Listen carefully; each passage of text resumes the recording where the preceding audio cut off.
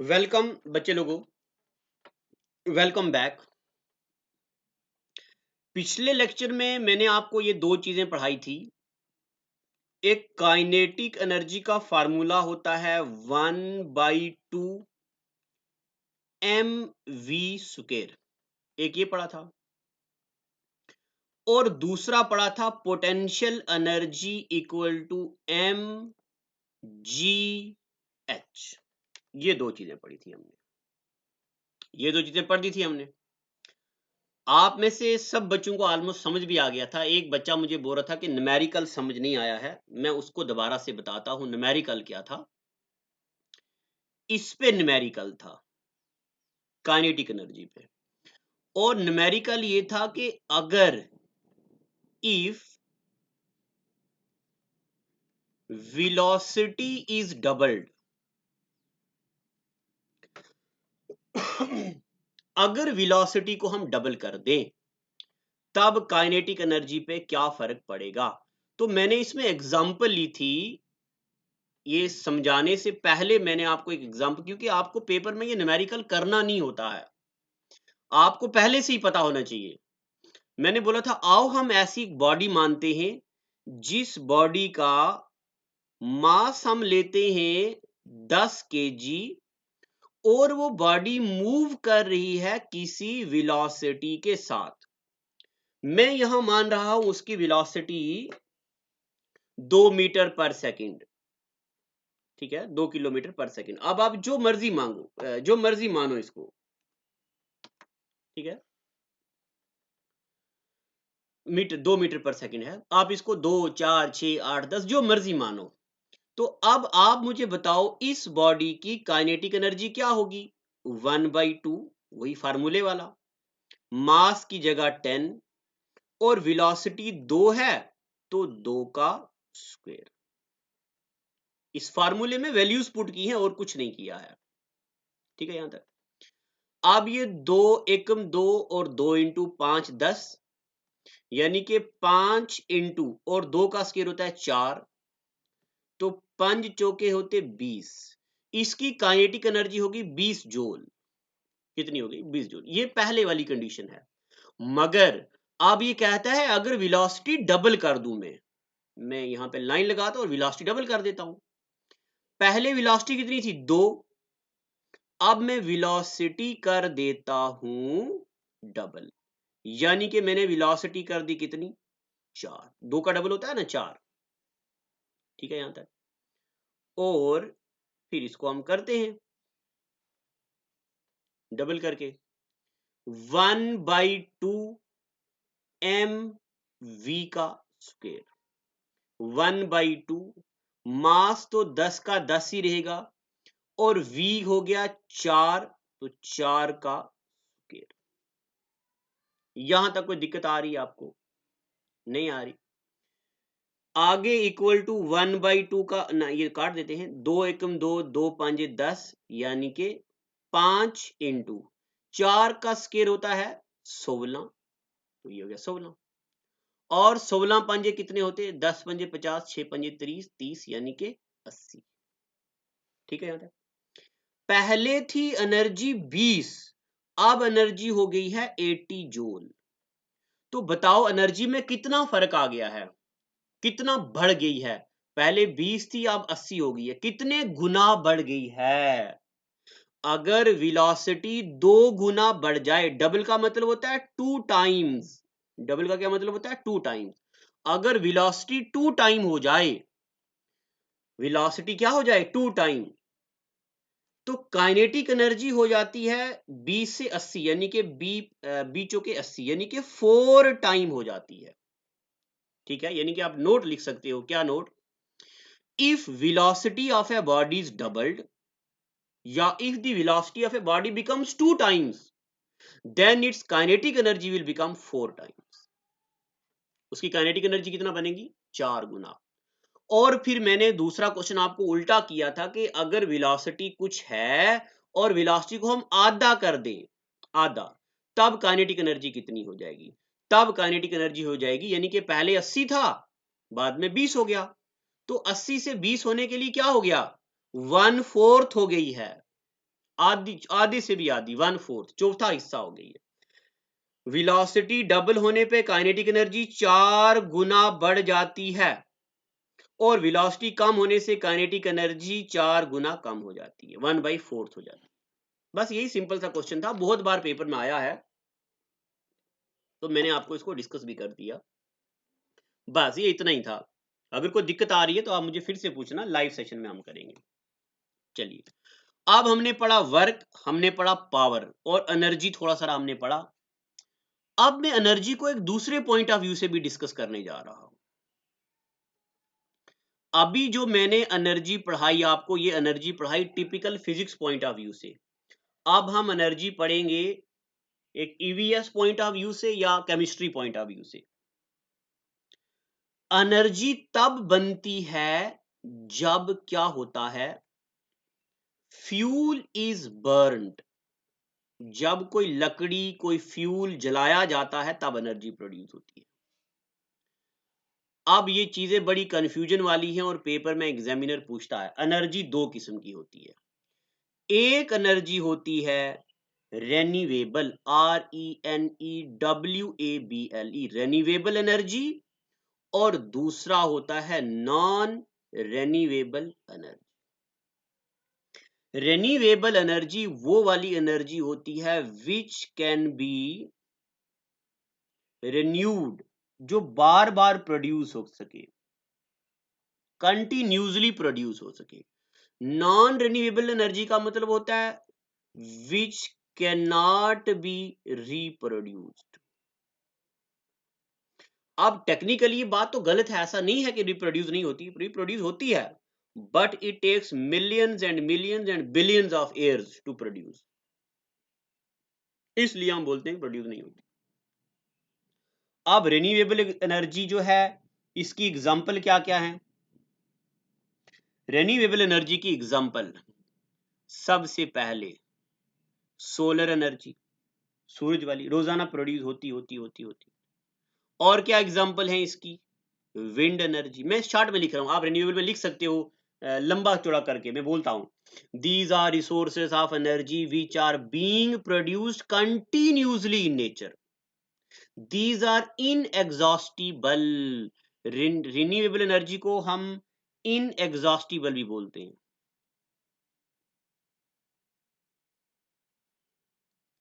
Inexhaustible का मतलब होता है जो खत्म ना हो, और नॉन रिन्यूएबल का मतलब होता है जो एग्जॉस्ट हो जाए, एग्जॉस्टिबल।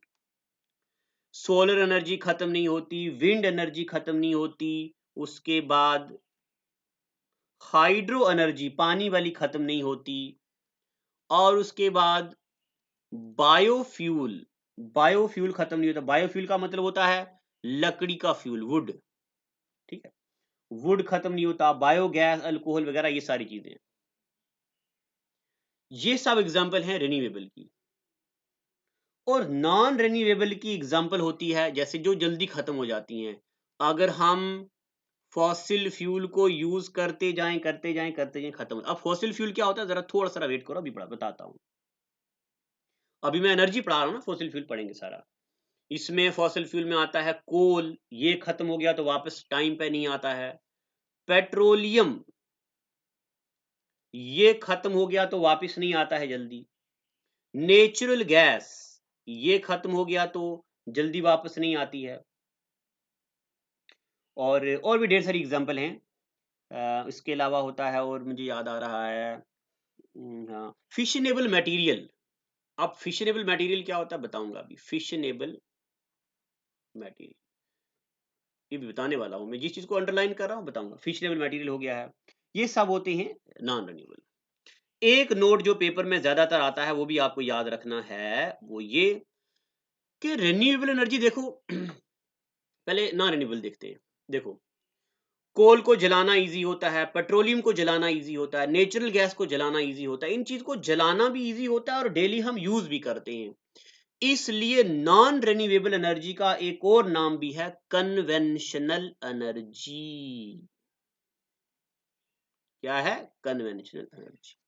और इनका दूसरा नाम है नॉन कन्वेंशनल एनर्जी। बहुत बार मैंने देखा है पेपर में ऐसे करके भी सवाल आता है, विच of the following is conventional and which of the following is non conventional source of energy. अभी आप ज्यादा फोकस इन चीजों पे करो क्योंकि एग्जामिनर इन चीजों के साथ खेलता है। रिन्यूएबल एनर्जी जो रिन्यू होती हैं, बट रिन्यू होती हैं और खत्म कभी नहीं होती, इनको इनएग्जॉस्टिबल बोलते हैं।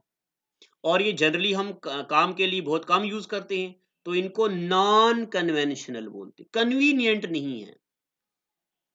नॉन रिन्यूएबल का मतलब होता है जो खत्म हो जाए तो वापस जल्दी नहीं आती, fossil fuel, coal, petroleum, natural gas, fissionable material.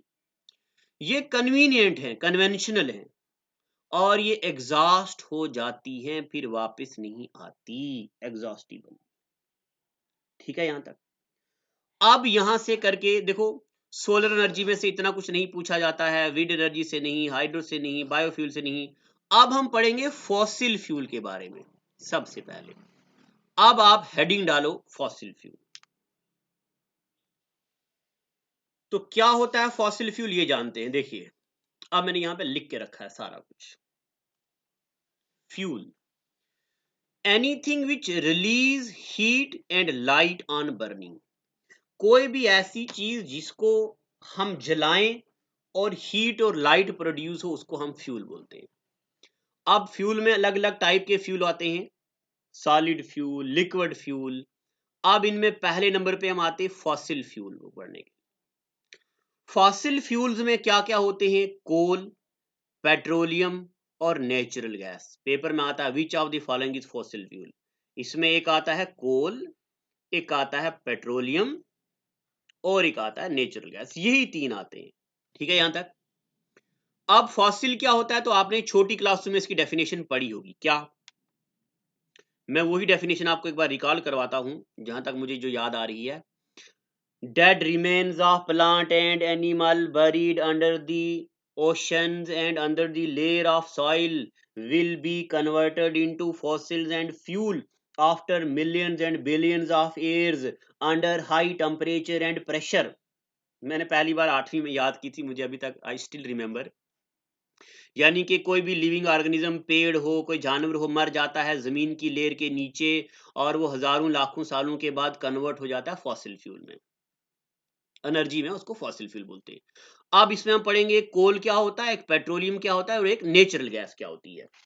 इसी तरीके से सीक्वेंस में अपनी नोट पे लिखना। सबसे पहले हेडिंग डालो कोल। अब कोल से आज तक जो जो चीजें पेपर में आई है मैं वही यहां पे लिखी हुई है, यही पढ़नी है आपको। व्हाट इज कोल। पहला सवाल, पहला point, it is mixture of, किस किस का मिक्सचर है ये मिक्सचर है कार्बन का, ये मिक्सचर है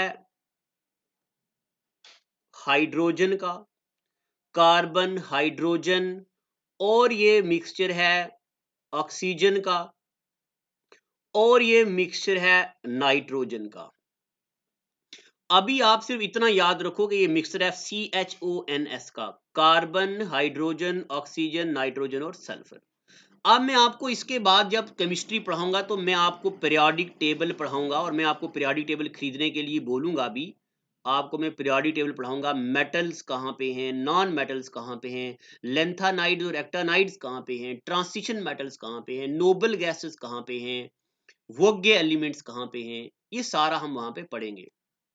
तो आप क्या कीजिएगा, या तो नेट से एक पीरियोडिक टेबल डाउनलोड करके बनाना, या नहीं तो बाजार से 10-15 रुपए का पीरियोडिक टेबल खरीदना, उसको सामने रखना। बेहतरीन अंदाज में हम पढ़ने वाले हैं, सब कुछ पढ़ेंगे। Coal is mixture of carbon, hydrogen, oxygen, nitrogen, sulphur. Point number 1। Point number 2, coal is also known as black gold, इसको हम काला गोल्ड बोलते हैं। It is also known as mineral gold, it is also known, अच्छा ये black gold या mineral gold बोलते हैं। Coal is also known as black gold या इसको मिनरल गोल्ड बोलते हैं। अब उसके बाद पेपर में आता है कि कोल को रिफाइनिंग कैसे की जाती है, रिफाइनिंग ऑफ कोल, यानी कि कोल को निकाला कैसे जाता है। तो सोच सुनना पहले। नेचुरल कोल होता है जो ये पत्थर वाला कोयला होता है, पहाड़ों पे जो निकलता है, कालाकोट में और बड़ी जगहों पे है। सुरनकोट में एक जगह आती है, उस जगह का नाम है काला नाला, वहां पे भी है ये। When natural coal is kept at 1300 से लेके 1670 डिग्री सेल्सियस, इतने टेम्परेचर में, मगर इन दी एब्सेंस ऑफ ऑक्सीजन, इस प्रोसेस को बोलते हैं डिस्ट्रक्टिव डिस्टिलेशन। क्या बोलते हैं इसको? Destructive distillation. DESTRUCTIVE destructive, DISTILLATION distillation. यानी कि जब हम नेचुरल कोयले को 1300 से 1670 डिग्री सेल्सियस में जलाते हैं, but in the absence of oxygen, इस प्रोसेस को बोलते हैं डिस्ट्रक्टिव डिस्टिलेशन, और उसके बाद निकलता है कोयला। अब मुझे पता है आपके जहन में क्या सवाल आ रहा है। जिस बच्चे ने साइंस पढ़ी है उसके जहन में आ रहा, सर बावले हो गए का, पगला गए हो का? हमने बचपन में आज तक, बचपन से लेके आज तक बुढ़ापा हो गया हमारा, यही पढ़ते आ रहे, यही पढ़ते आ रहे, यही पढ़ते आ रहे कि ऑक्सीजन जरूरी होती है कंबस्टन के लिए, जलने के लिए, और आप तो बोल रहे इन दी एब्सेंस ऑफ ऑक्सीजन कैसे जलाएंगे? कार्बन टंकी चल रही है। अरे मुझे पता है ना आपके जहन में सवाल आएगा, बूढ़ा हो गया हूं पढ़ा पढ़ा के, अभी तक भी नहीं बता पाऊंगा क्या कि बच्चे को डाउट कहां आता है। सामने होते तो मैं वो टीचर हूं जो, अब नाम तो आपको मेरा पता ही है, चलो, मैं वो आशिक हूं जो खत को देख के, मैं वो आशिक हूं जो लिफाफे को देख के खत का पैगाम समझ जाता हूं। इतना तजुर्बा है, लिफाफे को देखता हूं, पता चल जाता है मुझे बीच में क्या है। यानी कि मेरा यहां पे कहने का मकसद यह है कि अगर आप मेरे सामने होते तो मैं आपके चेहरे को देख के समझ जाता हूं आप में डाउट कहां पे है। ये नेचर ने इम्बाइब किया है मेरे अंदर ये प्रॉपर्टी, बट आप एब्सेंस हो मेरे से तो मैं उतना ज्यादा समझ नहीं पाऊंगा। बट अभी सुनो, मान लो ये नीचे से लकड़ियां जल रही जल रही जल रही जल रही जल रही, और ये जो नेचुरल कोल है ना, ये एक डब्बे में बंद किया हुआ है, सील किया हुआ है डब्बा। डब्बे के अंदर सिर्फ कोल कोल कोल कोल कोल कोल, नो ऑक्सीजन, ऑक्सीजन बाहर है। ऑक्सीजन इसको जलने में सपोर्ट करती है, ना कि इसको मेल्ट करने में। यानी कि ये सील्ड है पूरा कोल, तो ये यहाँ पे काम है इसका। तो अब यहाँ पे आपको तीन सवाल निकले। एक तो कोल किसका मिक्सचर है? Carbon, hydrogen, oxygen, nitrogen, sulphur का। Coal is also known as black gold या मिनरल गोल्ड। कोल की रिफाइनिंग कैसे हो जाती है? तो coal is obtained when natural coal is burned at 1300 से लेके 1670 degree Celsius in absence of oxygen, and this process is known as destructive distillation. Paper में आता, destructive distillation uh, done by is done by heating natural coal without absence in the absence of oxygen. अब जब हमने destructive distillation किया, कोल को जलाया, तो क्या सिर्फ हमें कोल मिला? नोट में लिखना, आफ्टर डिस्ट्रक्टिव डिस्टिलेशन कोल के अलावा चार चीजें मिलती हैं। क्या मिलती हैं? चार। एक मिलता कोक, एक मिलता एमोनिया, एक मिलता कोल गैस, एक मिलता कोल टार। ठीक है ना? अब कोक क्या होता है?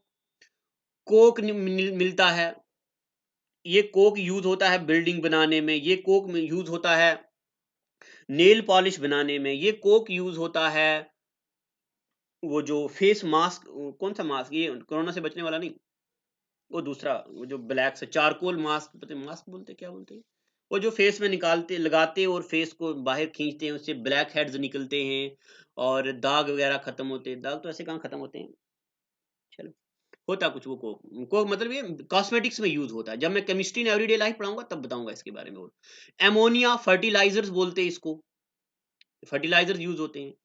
कोल गैस, कोल गैस लैब में यूज होती है as a fuel. Coal tar लुक जिसको बोलते हैं, इसमें रोड में या बालों की डाई में या ड्रग्स में यूज होता है। ये चार चीजें निकलती हैं इसके अलावा।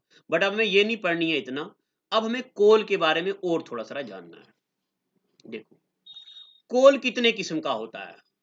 तो कोल होता है, सबसे टॉप क्वालिटी वाला कोल एंथ्रासाइट, या मैं उल्टा पढ़ता हूं, यहां मुझे ऐसा लिखना चाहिए था, मैं यहां से पढ़ता हूं, आप अपने नोटबुक में यहीं से पढ़ना। सबसे लीस्ट क्वालिटी वाला कोल होता है पीट, उसके ऊपर होता है लिग्नाइट, पीट लिग्नाइट, उसके बाद होता है बिटामिनस कोल, और उसके बाद होता है एंथ्रासाइट। ये चार टाइप्स ऑफ कोल होते हैं। अब मैं सबसे पहले पीट को पढ़ता हूं। Peat is lowest quality of coal, तो which among the following is least quality of coal, तो सबसे कम कौन सा होता है, पीट। मिनिमम कैलोरीफिक वैल्यू, अब एक यहां पे नई चीज आ रही, कैलोरीफिक वैल्यू क्या होता है ये मैं पढ़ाऊंगा अगले लेक्चर में। अभी इतना सुन लो कैलोरीफिक वैल्यू होता क्या है, मैं कुछ लिखाने वाला हूं अभी बड़ा आपको, बट अभी नहीं, अगले एपिसोड में पढ़ेंगे। कैलोरीफिक वैल्यू का मतलब होता है जब कोई चीज जले और जलने के बाद वो कितनी एनर्जी दे, इसको बोलते हैं कैलोरीफिक वैल्यू। अभी इतना सुनो, मैं अगले लेक्चर में आपको ये पूरा पढ़ाऊंगा व्हाट इज कैलोरीफिक वैल्यू। मान लो मैं आपके घर आ गया मेहमान, एज अ गेस्ट आ गया, या गेस्ट को भी छोड़ो फिलहाल, आपने बनानी है चाय, एलपीजी यूज करोगे, आपने एलपीजी भी यूज करके चाय बनाई, आपने लकड़ी यूज करके भी चाय बनाई, और आपने कावडंग कावडंग यूज करके भी चाय बनाई। एक बार मैं क्लास में पढ़ा रहा था तो एक बच्चा मुझे बोलता सर हाँ, मैंने बोला कावडंग आपको पता है, बोलता हाँ सर अमेजन पे मिलते हैं। और मैं हंसने लगा, मैंने सोचा ऐसे झूठ बोलता है, नौटंकी कर रहा बच्चा, शरारती होगा कोई। बट एक बार मैंने अमेजन खोला और मैंने देखा नीचे कावडंग वहां पे बिक रहे हैं, आई स्वेयर सच में कावडंग वहां पे थे। यानी कि घरेलू चीजें जो हमारे राजौरी पुंछ में दरिया पे पड़ी रहती है, इसी तरह कावडंग वो अमेजन पे बिकता है, इतनी कीमती चीजें। तो कावडंग देखो, आपने चाय बनाई, कावडंग आपको बहुत ज्यादा यूज करने पड़ेंगे फिर जाके चाय बनेगी। कावडंग के मुकाबले में लकड़ी थोड़ी कम यूज करनी पड़ेगी फिर चाय बन जाएगी, और लकड़ी के मुकाबले में एलपीजी कम यूज करनी पड़ेगी फिर चाय बनेगी। यानी कि कम फ्यूल यूज हुआ, कम ज्यादा हो गया, इसको बोलते हैं कैलोरीफिक वैल्यू। अगर टेक्निकल डेफिनेशन की बात करूं, it is amount of energy released when a unit mass of fuel is burned. जब एक यूनिट मास किसी फ्यूल का जलता है तो एनर्जी देता है, उसको कैलोरीफिक वैल्यू बोलते हैं। बट अभी डेफिनेशन नहीं लिखना, मैं और एग्जांपल लेता हूं।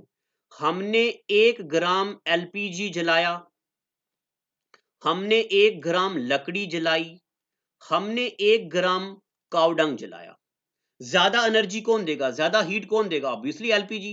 तो हम बोलते हैं एलपीजी का कैलोरीफिक वैल्यू ज्यादा है, एलपीजी का कैलोरीफिक वैल्यू ज्यादा है। चलो अभी मैं इस पर इतना ही डिस्कस करूंगा, ज्यादा अभी बाद में।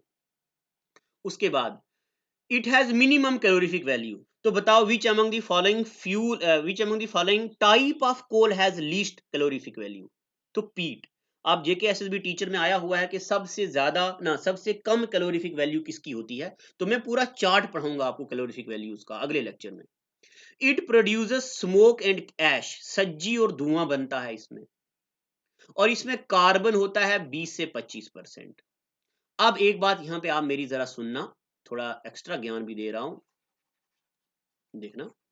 जितना जितना जितना जितना जितना जितना इसको साफ करते हैं। हाँ, एक दो चीजें होती हैं, एक होता है कोल, अभी केमिस्ट्री में पढ़ेंगे हम आयरन।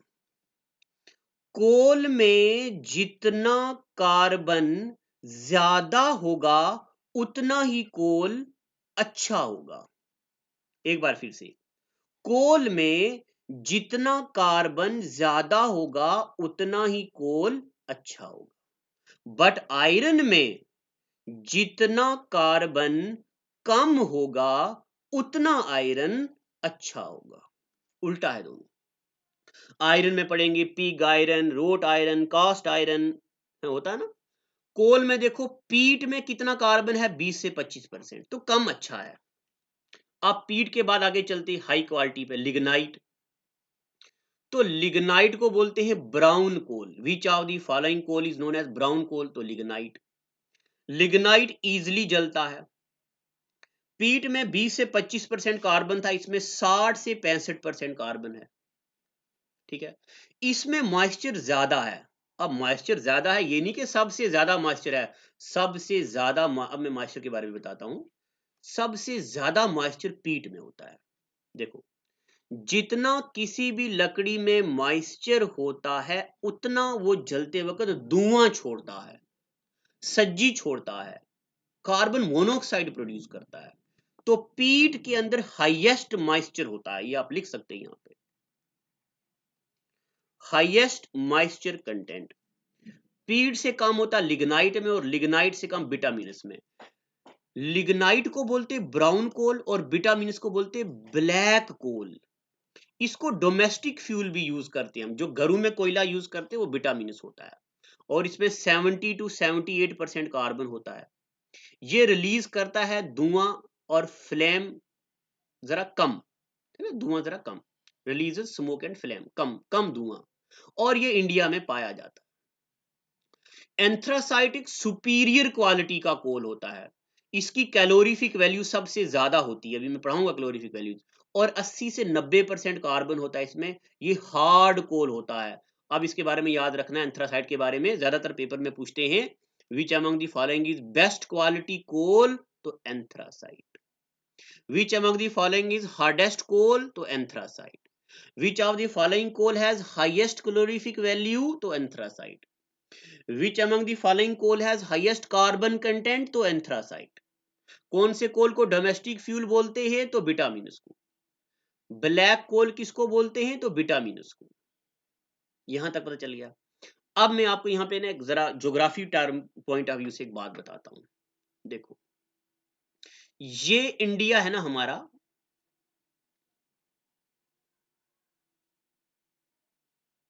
ये हमारा इंडिया है। अब आप मुझे बताओ इंडिया में कौन सा कोल ज्यादा पाया जाता है। चलो ऐसे हल्का सा, इंडिया में कौन सा कोल ज्यादा पाया जाता है। आपको पता है इंडिया में एंथ्रासाइट सिर्फ एक तो जम्मू कश्मीर राजौरी में कालाकोट एक जगह आती है, और एक थोड़ा सारा एक जगह आती है,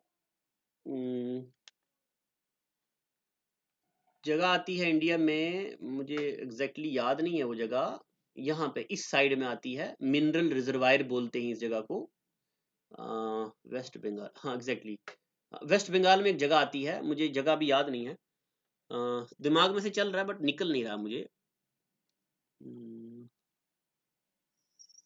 छोटा छोटा नागपुर प्लेटू, हाँ एग्जैक्टली याद आ गया, छोटा नागपुर प्लेटू में और जम्मू कश्मीर में राजौरी में कोल पाया जाता है, और ये एंथ्रासाइट है। बाकी इंडिया में एंथ्रासाइट नहीं होता, ये एंथ्रासाइट यूएसए वगैरह उन जगहों में होता है। तो अब मैं आपको ये हल्का सा बताने की कोशिश करूंगा कि इंडिया में एंथ्रासाइट क्यों नहीं होता।